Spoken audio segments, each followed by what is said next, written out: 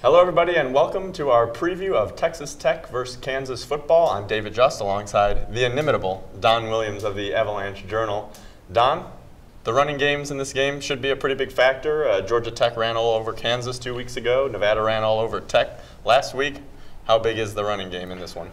Well, I think it'll be big for Tech to be able to give themselves some control of this game, to keep Eric Stevens running effectively the way he has the first 3 weeks. It's pretty unusual to look at an NCAA rushing statistics national leaderboard and see Texas Tech has somebody in there with Eric Stevens ranked 16th in the nation right now. He's given them an ability not just to run the football, but to run the ball effectively on downs when you wouldn't expect it. Like last week against Nevada, there was a 3rd and 5 situation when Tech was coming back in the fourth quarter, and he goes and gets the yardage goes and knocks off a 23-yard gain running the football, and then later on that game-winning drive, they have a 1st and 15 to start out, and he runs for 16 yards on first down.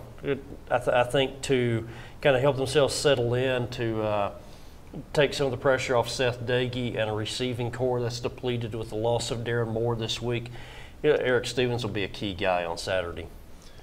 Nevada handed Tech a laundry list of injuries in that game between Moore and Mickey Okafor and Cody Davis and Trey Porter and Pete Robertson. Who can we expect to see and who can we not? Well, key guy that you won't see this Saturday is going to be will be Darren Moore. After he went down, twisted the ankle and hurt the knee, he's not going to be back ready, not traveling to Lawrence, as at least according to the travel roster that Tech posted Thursday. He's not back, so that means his spot is, last week after he went out, his spot was filled by Jacoby Franks and Tremaine Swindle, a couple of seniors who Franks probably had the better game between those two. Caught 5 passes, if I remember correctly. One of those was a big 3rd down catch on the game-winning drive.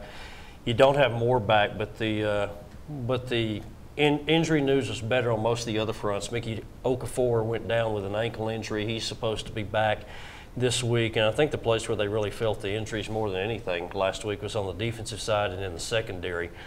Cody Davis didn't play at all with a thigh bruise, and Trey Porter was out as well. Both of those two guys practiced this week and are making the trip, supposed to play. Now, Trey Porter practiced only on a non-contact basis this week, so game time on Saturday will be the first time that he has had contact in about a week and a half or so, but at least the availability of having more bodies back there on the defensive side should help him. Eric Ward led the team in catches after Darren Moore's exit last week. What can we expect from him? Is he a #1 type receiver for Tech? He was a guy who was a blue chip recruit, highly regarded, and he's a guy that Tech actually took him away from Oklahoma. He was originally committed to the Sooners.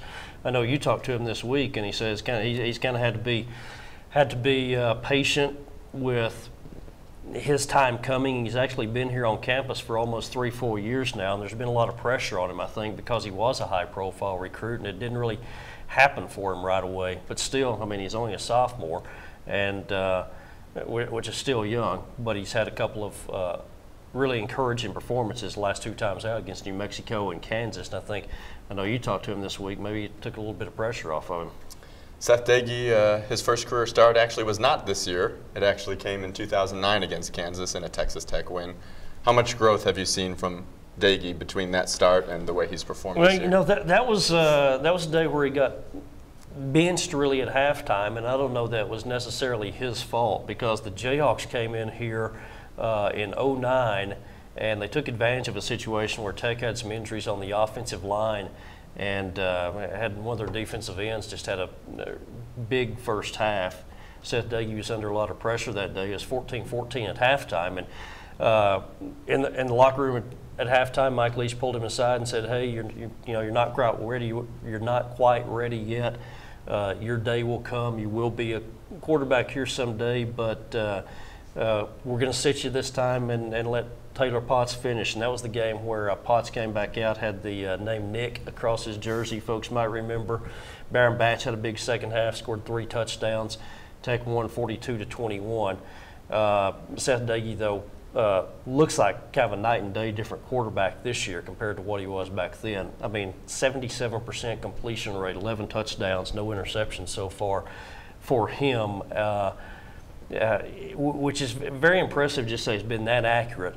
But now he will have to kind of prove that he can hold up when he faces better defenses and a little more pass rush than what he's gotten in the first month.